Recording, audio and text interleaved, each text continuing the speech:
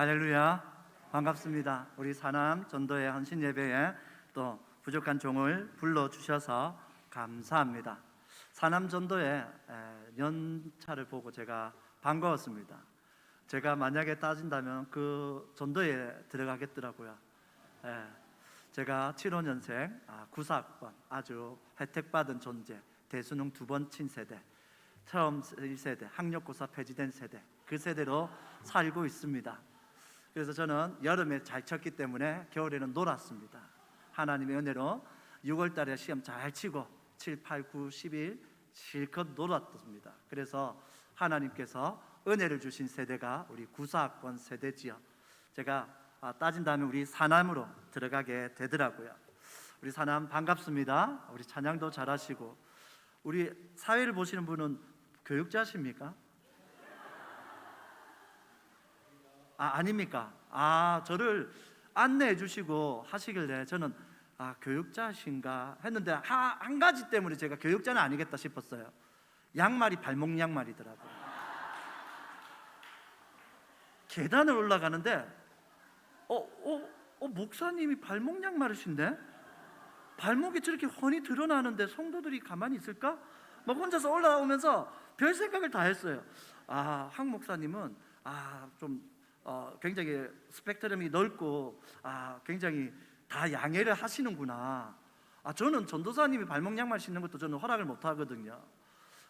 몸을 감추어야지, 어떻게 강단에 올라갈 때에 몸을 드러나게 하면 안 된다 하는데, 저는 부목사님이시길래 부목사님이 발목 양말을 신구나, 좀 자유로운 분위기구나, 이렇게 생각을 해드렸습니다.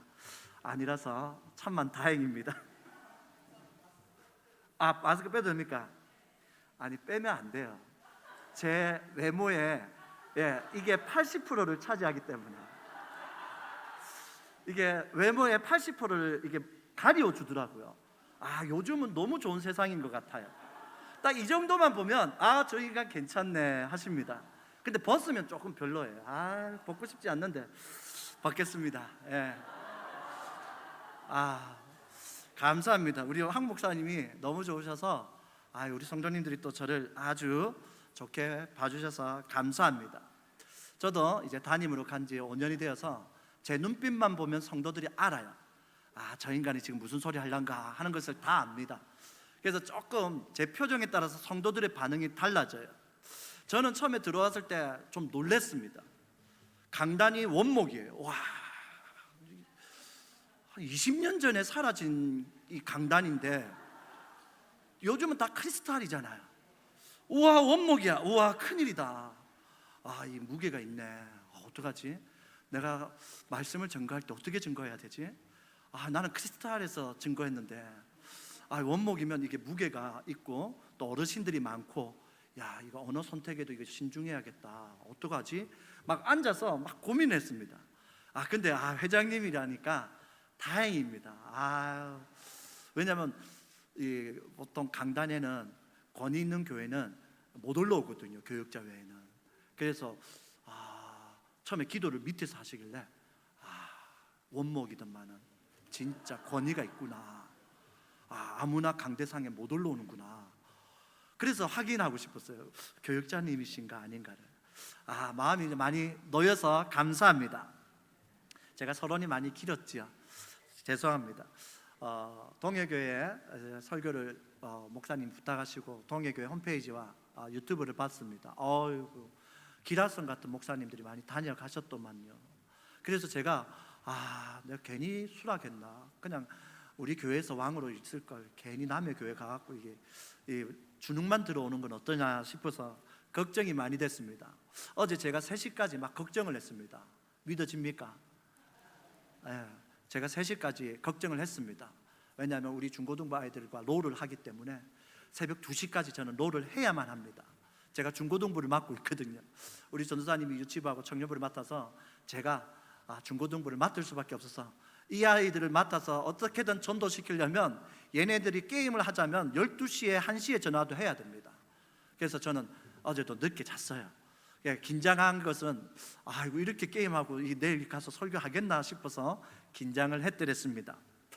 어쨌든 오늘 본문은 교회의 참된 일꾼, 우리 사남전도회가 또 이런 참된 일꾼이 바라는 마음에서 준비를 했습니다.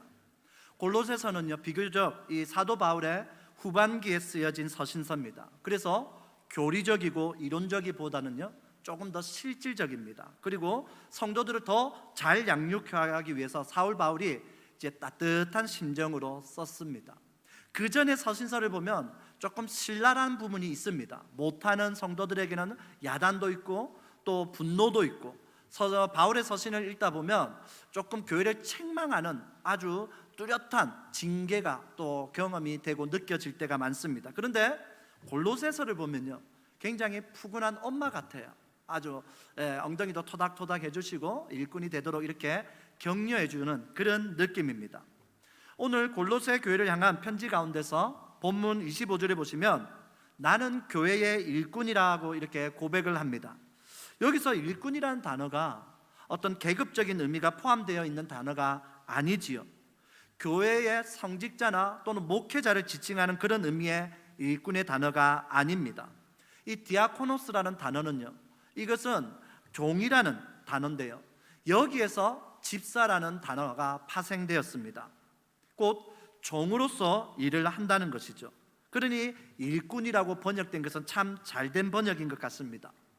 아직도 우리는 성직자나 몇몇 특별한 목회자가 일을 한다라고 생각한다면 그것은 시대착오적이지요. 특별히 몇몇 지도자에게만 소용되는 단어가 아니라 매우 보편적인 단어라는 것을 일꾼들로 표현을 하고 있다는 것입니다. 바울이 이 골로새 서신을 쓸 때는 그만한 이유가 있습니다. 교회가 어떤 어려움에 봉착되었습니다. 그 위기를 극복하기 위해서는요 반드시 필요한 것이 일꾼이었습니다. 오늘날 일꾼이 많이 부족하죠. 이 교회에 참된 일꾼이 세워졌으면 좋겠다, 이런 마음으로 바울은 골로새를 쓰기 시작한 것이죠. 우리 여기 1장 23절을 다시 한번 읽어보도록 하겠습니다. 23절입니다. 시작.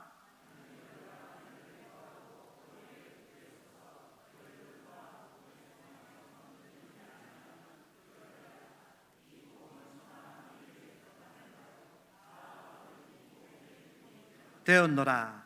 아멘. 우리 교회 같았으면 저는 방송실을 야단칩니다. 아무 때나 이 반문을 내가 휙 하면 팍 올라가야 되거든요. 그래서 그 방송실은 늘 긴장합니다. 제가 썬깔이 들어봐갖고 방송실 하면 바로 막 글자가 올라가요. 내가 막 여기저기를 성경을 헤매다 보면, 찾다 보면 방송실은 긴장을 바짝 해야 돼요. 막 몇 장 몇 절을 해야 될지를 막. 그래서 혹시 확인해봤습니다. 우리 교회가 낫군요. 예, 아무래도 우리 한 목사님이 아주 푸근하게 잘하시는 것 같습니다. 여기서 우리가 23절 읽은 단어 중에서 있는 것이 있습니다. 무엇입니까?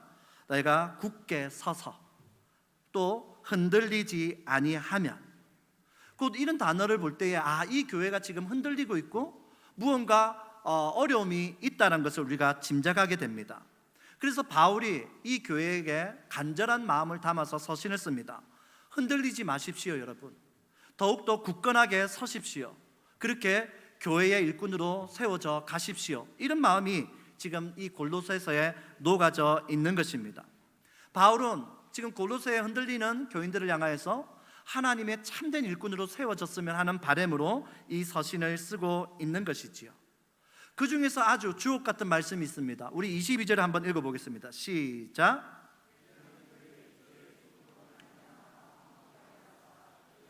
거룩하고 흠없고 책망할 것이 없는 자. 여기까지요. 감사합니다. 너희를 거룩하고 흠없고 책망할 것이 없는 자가 되기를 이 사도 바울은 간절히 바랬다는 것이죠. 그러면 거룩하고 흠없고 이 책망할 것이 없는 자는 어떤 일꾼일까요? 오늘 저와 함께 세 가지를 나누어 보도록 하겠습니다. 길면 큰일 나죠. 길면 우리 성도님들도 가만히 있지 않습니다. 첫 번째입니다. 여러분 기억해 주십시오. 첫 번째는요, 교회의 참된 일꾼은 복음에 대한 확신을 가지고 있는 사람인 줄 믿으시길 바랍니다. 복음의 일꾼이 되었다. 23절에 보시면 나는 복음의 일꾼이 되었다라고 얘기합니다. 그리고 25절에 가서 보면 나는 교회의 일꾼이다 라는 표현도 쓰고 있습니다. 복음의 일꾼이 23절에 나오고 교회의 일꾼이 25절에 나오는데 이 수순이 옳습니다. 동해교회 사남전도회는 동해교회의 일꾼입니다만 정말 거룩하고 흠없고 책망할 것이 없는 일꾼이 되기 위해서는요, 먼저 복음의 일꾼이 되어야 할 줄로 믿습니다. 복음을 전하는 교회의 일꾼이 되기 위해서는요, 이 복음의 소망에 있어서 흔들리면 안 됩니다. 복음의 확신이 분명해야 한다는 것이죠. 여러분, 복음이 무엇입니까? 우리 인간의 모든 문제를 해결하시는 예수 그리스도의 십자가의 승리인 줄 믿습니다. 우리 인간의 모든 문제를 해결하실 수 있는 것은 바로 이 십자가의 복음밖에 없다는 것이지요. 이 복음만이 우리의 문제를 해결할 것이고 이 복음만이 우리의 인생을 가로지를 수가 있더라는 것입니다. 이 복음만이 사람을 변화시킬 수가 있다는 것입니다. 제가 목회를 하면서 사람들을 변화시키기 위해서 무진장 애를 씁니다. 밤에도 찾아가서 신방하고 교육하고 가르치고. 제가 5년이 지난 다음에 깨달은 게 이겁니다. 사람은 변하지 않는구나. 그러면 어떻게 해야 되는가? 복음밖에 없구나. 하나님께 매달려야 되는구나. 저는 제 알량한 지식을 가지고 사람을 전하고 하면요, 사람이 바뀔 줄 알았어요.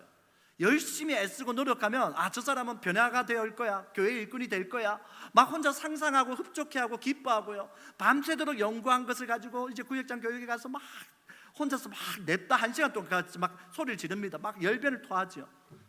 그런데 변화가 없어요. 이제 내 열정이 식어가는 거예요. 그때쯤에 깨닫게 되는 사실은 사람은 나의 알량한 지식으로 변하는 게 아니구나. 그러면서 이제는 내어 달립니다. 하나님 좀 도와주세요. 하나님, 당신밖에 없습니다. 당신의 복음에 사람을 변화시킬 수 있음을 다시금 고백하오니 하나님, 이 복음으로 우리의 일꾼들이 젖어들게 하소서. 이렇게 기도합니다. 좀 늦게 깨달았지만 우리 동해교회 성도님, 우리 사남전도회는 빨리 깨달으시기를 바랍니다. 이 복음에 대한 분명한 확신이 있어야 된다는 것입니다. 그 사람이 일꾼이 되는 것이죠. 이 복음에는 사랑이 있고 희생이 있고요, 이 복음에는 이해가 있고 관용이 있는 줄 믿으시길 바랍니다. 교회에서 이 복음이 사라지는 순간 사람 냄새로 가득한 집단이 될 뿐입니다. 복음의 일꾼, 교회의 일꾼이 되시기를 바랍니다. 그러면 교회의 일꾼은 무엇으로 내가 교회의 일꾼이라는 것을 증명할까요? 우리 24절 읽어보겠습니다. 시작.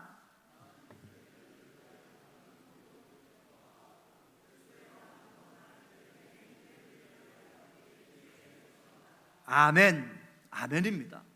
내가 교회의 일꾼됨을 증명하는 방법은요, 그리스도의 남은 고난을 내 육체의 체험으로서 증명할 수 있다는 것입니다. 그리스도의 남은 고난이 무엇입니까? 예수님께서 지신 십자가가 조금 무언가 부족하다는 말씀입니까? 또는 예수님의 구원 사역을 위해서 우리가 무언가를 해야 한다는 말씀입니까? 아니지요. 그리스도의 남은 고난이라는 것은 그리스도의 몸된 교회가 이 땅에서 주님의 뜻을 이루기 위해서 감당해야 할 수고와 눈물과 그 과정에서 만나게 되는 고난과 아픔을 의미하는 줄 믿으시길 바랍니다. 이게 그리스도의 남은 고난이라는 것이죠. 그러므로 교회의 일꾼은 그리스도의 뜻을 이루기 위해서 치러야 할 대가를 기꺼이 지불할 줄 아는 사람인 줄 믿으시길 바랍니다. 이것을 두려워하셔서는 안 됩니다. 오히려 교회를 위해서 헌신하는 수고와 감당해야 될 그 고난을 영광스럽게 생각하시기를 바랍니다. 갈라디아서 6장 17절에도 이렇게 얘기합니다. 이후로는 누구든지 나를 괴롭게 하지 말라. 내가 내 몸에 예수의 흔적을 지니고 있노라.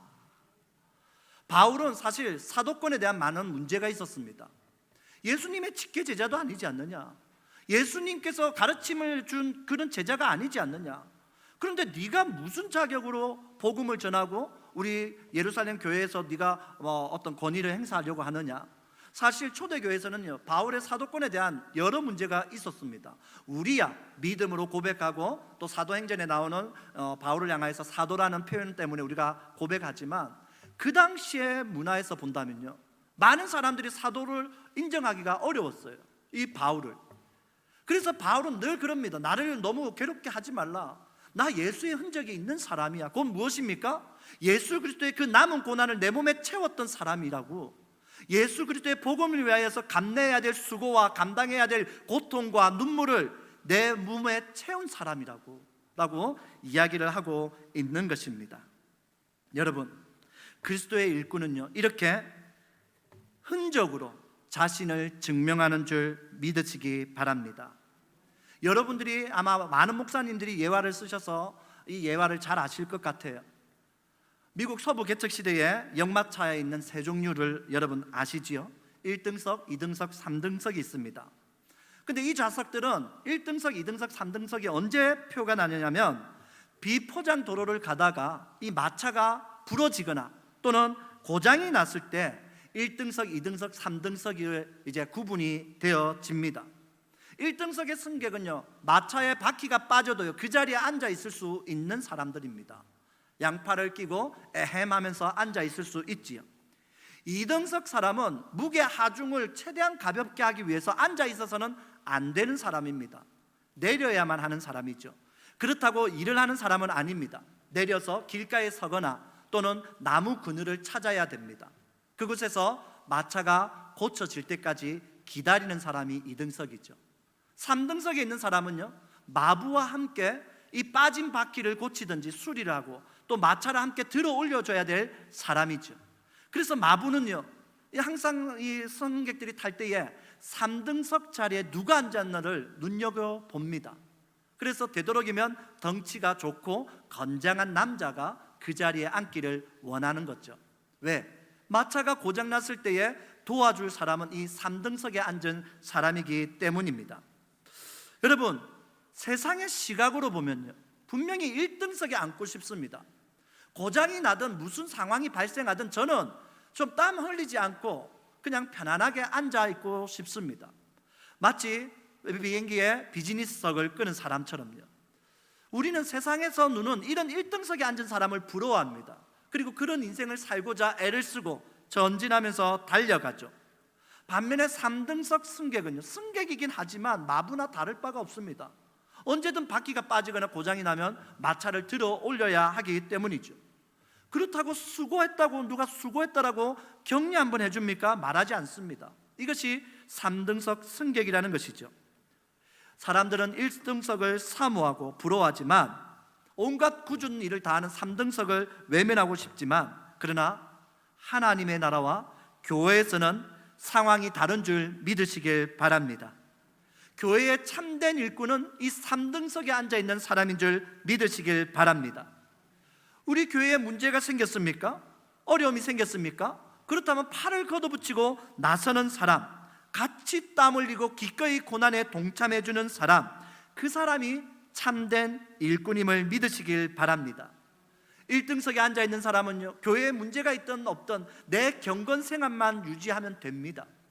2등석에 앉아있는 사람은요, 그 문제의 해결은 담임 목사님이나 당회가 하겠지, 그러면서 그 되어지는 과정에 막 조미료를 넣습니다. 잘 됐느니 못 됐느니, 장로님이 저러면 되느니 권사님이 저러면 되느니. 2등석은 아무것도 하지 않으면서 말을 더 보태지요. 그러나 3등석은 직접 팔을 걷어붙이고 일하는 일꾼인 줄 믿으시길 바랍니다. 교회의 일꾼은 직분으로 증명되는 것이 아닙니다. 교회에 다닌 연수로 증명되는 것도 아닙니다.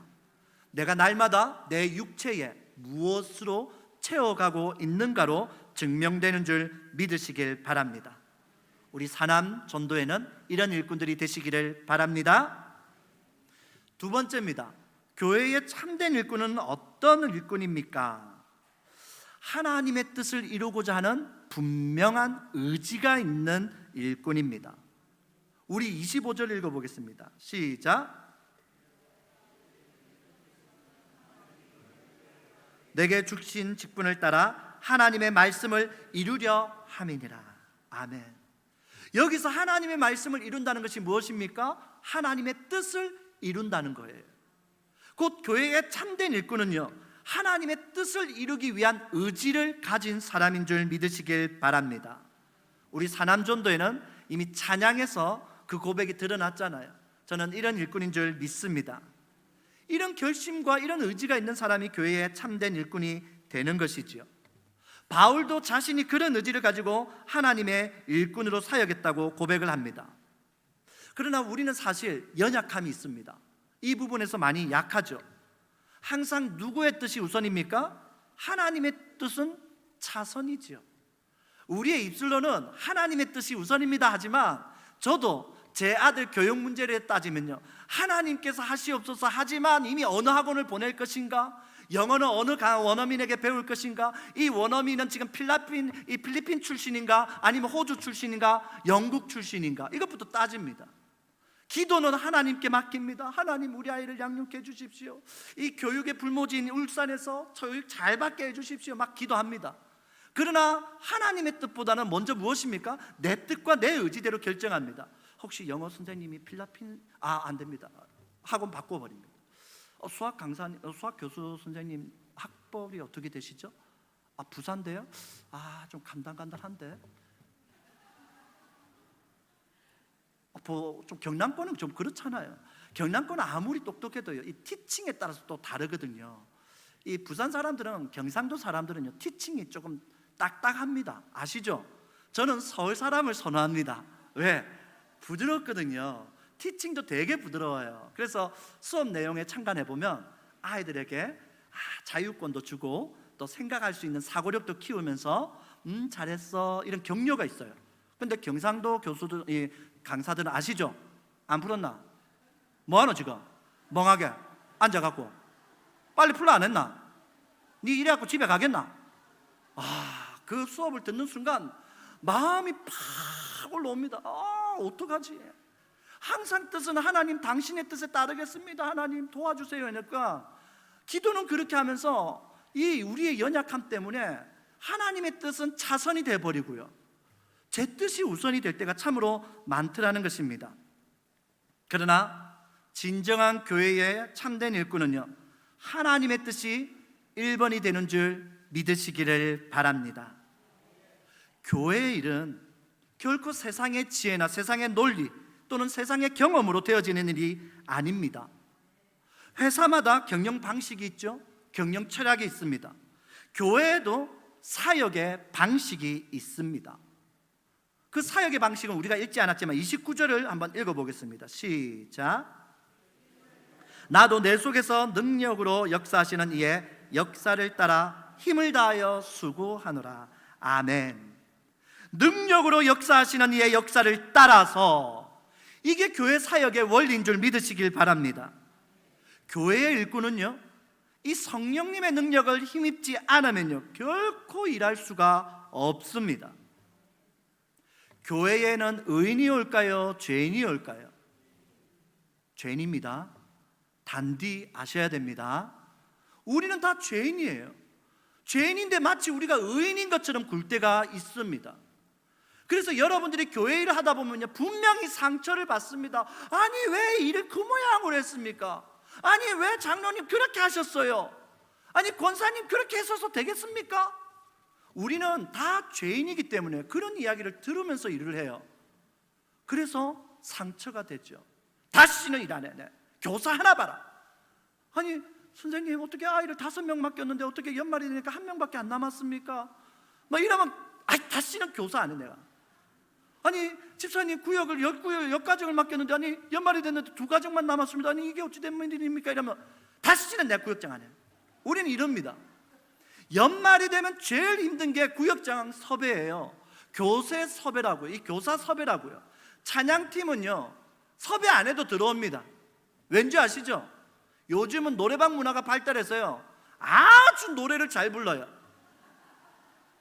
옛날에는 노래가 자신이 없어서 성가대 안 하려고 그랬거든요.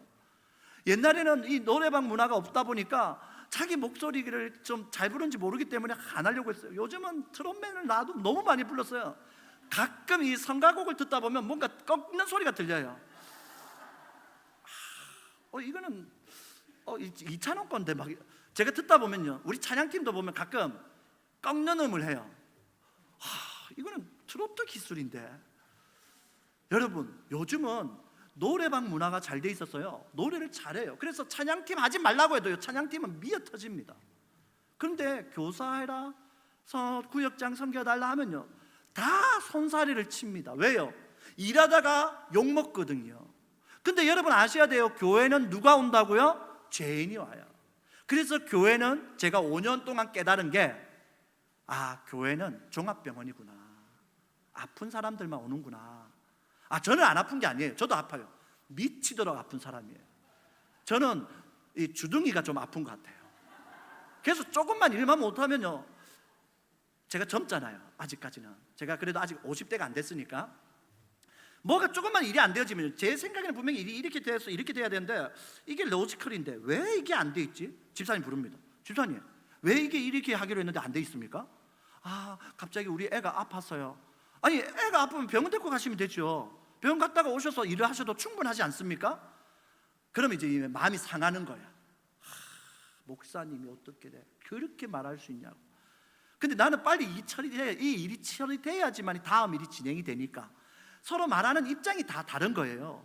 그러다 보니까 저는 주둥이가 아프다고 우리 교인들한테 말해요. 자백합니다. 선생님들, 상처받지 마세요. 여러분들은 많은 곳이 아프지만 저는 주둥이가 아픕니다. 그러니 제 말에 상처받지 마시고 열심히 섬겨주세요 라고 말합니다. 우리가 일을 하다 보면요, 분명히 상처가 됩니다. 다시는 내가 기관장 맡는가 봐라, 다시는 내가 교사하는가 봐라, 다시는 내가 구역장 하는가 봐라 합니다. 그럴 때에 우리가 교회의 사역 원리를 몰라서 그래요. 내 힘과 재능과 지능과 경험으로 하려고 하니까 실패하는 거예요.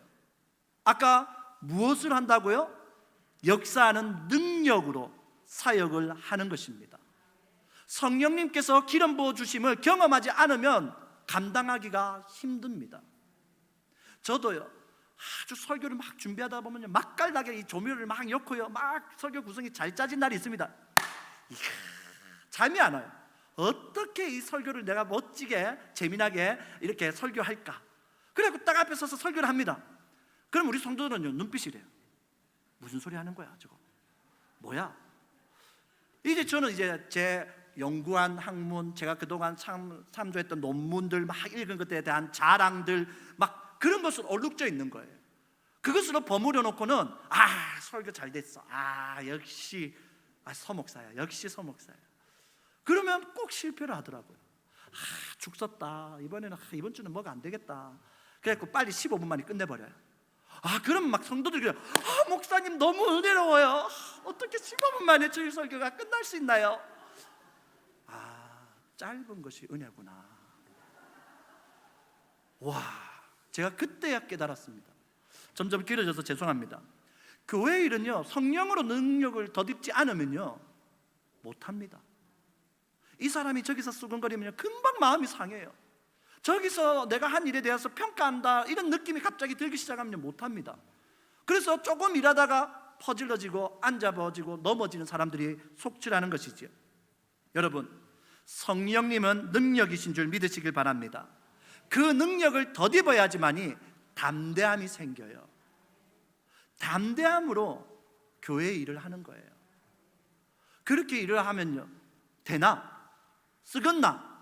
됐다, 치아라, 이런 얘기를 들어도요, 웃을 수 있는 여유가 있어야 돼요. 괜찮아, 괜찮아, 네가 해봐. 이거는 이제 목구멍까지 올라오면 안 되죠. 올라오면 안 되고 마음속에서 삼켜야 되는 말.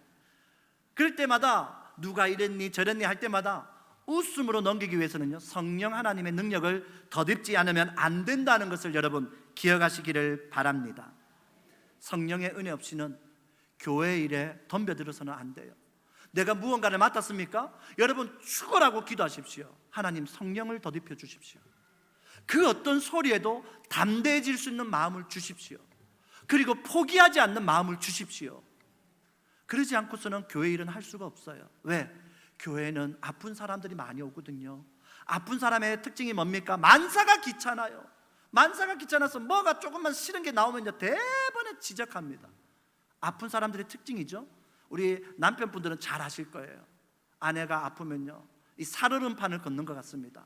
저도 그래요. 우리 사모가 아프다 하면요, 제가 이미 설거지를 다 해놓습니다. 변기 청소까지 싹 해놓습니다. 화장실 바닥 곰팡이까지 싹싹싹 다 닦아놔요. 그리고 나서 묻습니다. 여보, 오늘 밥 될까? 요즘은 이런 시대입니다. 밥 잘 얻어 먹으려면요, 몸이 좀 지쳤다, 아프다 이러면요, 제가 알아서 막 청소까지 합니다. 빨래까지. 이 빨래도요, 저는 아주 잘합니다. 이제 속옷과 겉옷 분류도 할 줄 알고, 색깔별로 분류할 줄 알고, 꼭 베이킹 파우더와 이 산소교 표백제를 넣습니다. 그리고 빨래의 가장 피날레는요, 계기입니다. 백날 잘 널어놔도요, 예쁘게 개지 않으면 이게 소용이 없어요. 아무렇게나 주섬주섬 잡아 넣어서 서랍에 넣어놨더니 우리 사모가 다 끄집어내면서 다음부터 이럴 거면 하지 마세요 이런 거예요.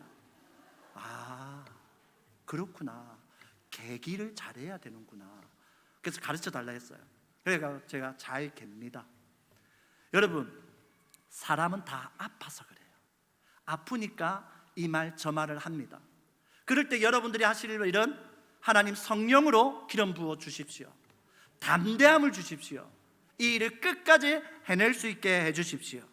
그렇게 해서 하나님의 뜻을 이루시는 우리 사남 전도회 또 동해 성도님 되시길 바랍니다. 마지막입니다. 얼마 남지 않았어요. 마지막입니다. 참된 일꾼은 고난의 의미를 아는 자가 참된 일꾼입니다. 우리 24절 다시 한번 읽어보겠습니다. 시작.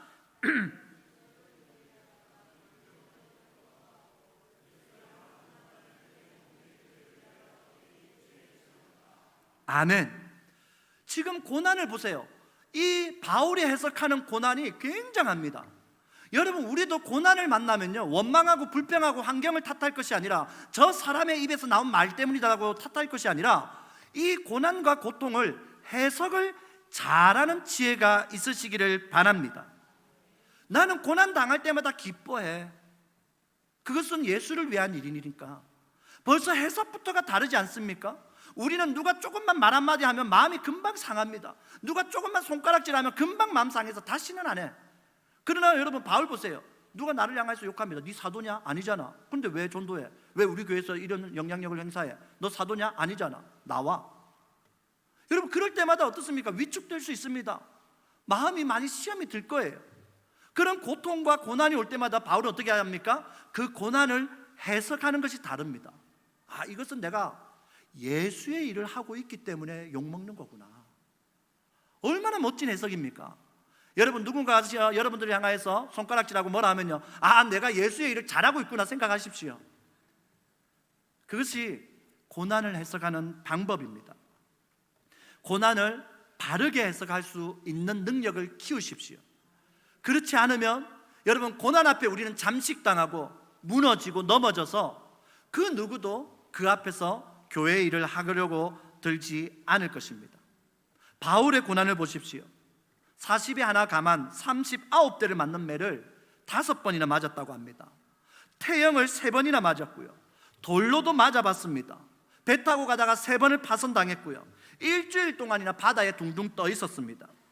강의 위협도 있었지요. 바다의 위협도, 동물의 위협도, 이방인들의 위협도, 굶주림도, 그리고 같은 유대인의 동족의 위협도 있었습니다. 그런데도 그는 항상 기뻐했습니다. 그 위협이 올 때마다 아, 내가 하나님의 일을 바르게 감당하고 있구나. 하나님의 일을 감당할 때는 반드시 고난이 따르지요. 예수님께서는 당신의 십자가를 우리에게 자신의 십자가를 가져다 달라고 했습니다. 그리고 뭐라고 했습니까? 그것으로 끝났습니까? 내 십자가를 예수가 졌으니까 할렐루야입니까? 아니지요.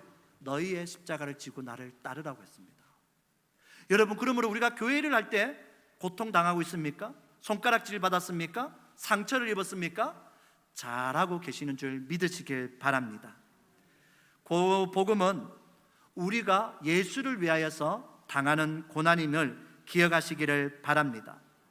어떤 사람들에게는 고난은 그냥 고난일 뿐이며 불행은 불행일 뿐입니다, 이렇게 생각하는 사람이 있습니다. 이런 사람들은 고통 앞에서 도망칩니다. 달아나죠. 그러나 다르게 해석하면요, 주님의 십자가를 내가 온몸으로 참여하는 일이 고난이라고 해석하면요, 우리는 고난과 고통 가운데서도 감사하며 기뻐하며 그 일을 행할 수가 있는 것입니다. 이런 사람만이 교회의 참된 일꾼이 되는 것이지요. 여러분, 찬송가 작사가 중에 프란시스 헤버갈이라는 사람이 있습니다. 그는 영국 귀족 집안에서 태어났는데요, 독일에서 유학을 하다가 이 독일 미넨 미술관에 렘브란트의 그림을 보고 충격을 받게 됩니다. 그 아래에 글귀가 적혀 있는데요, 이 사람을 보라 합니다. 그것에 감동을 받고 충격을 받아서 그가 작사를 하기 시작합니다. 그것이 찬송가 311장입니다. 나는 널 위해 몸 주건만 너는 날 위해 무엇을 주느냐. 그는 이 찬송가를 감동 가운데 기록을 하게 됩니다. 여러분, 주님의 남은 고난을 기꺼이 기쁨으로 여러분들의 육체에 채우시기를 바랍니다. 십자가를 노래하며 십자가를 말하는 사람은 많지만 십자가를 지는 사람은 많지 않습니다. 동해교회 성도님들과 사남 전도회 회원들에게 묻습니다. 여러분들은 교회의 일꾼입니까? 교회의 일거리입니까? 여러분들은 교회의 참된 일꾼입니까? 교회의 말꾼입니까? 선도회 사남 전도회 여러분, 교회의 일꾼은 세상의 그 어디에서도 그 누구의 일꾼보다 보람되고 가치 있는 영광스러운 자리인 줄 믿으시길 바랍니다. 디아코노스는 참으로 아름답습니다. 사모할 만한 이름입니다. 만왕의 왕 되시고 만주의 주 되시는 예수 그리스도의 몸을 세우는 일꾼이기 때문입니다. 교회의 일꾼은 나이의 많음이나 적음이나 배움의 정도에 따라서 달려있는 것이 아닙니다. 교회의 연수에 있는 것도 아닙니다. 오직 복음의 능력에 사로잡혀서 복음을 전함으로 거룩하고 흠없고 책망할 것이 없는 일꾼이 참된 일꾼입니다. 하나님의 뜻을 이루기 위하여서 선한 열심을 다하는 사람이 참된 일꾼입니다. 고난의 의미를 바르게 알고 바르게 해석하여서 예수 그리스도의 남은 고난을 내 육체에 채우며 기뻐하는 것이 참된 일꾼입니다. 저는 우리 동해교회 사남전도회가 이런 일꾼이 되시기를, 또 더 나아가서 우리 동해교회 모든 성도님들이 이러한 일꾼이 되시기를 주님의 이름으로 간절히 바랍니다.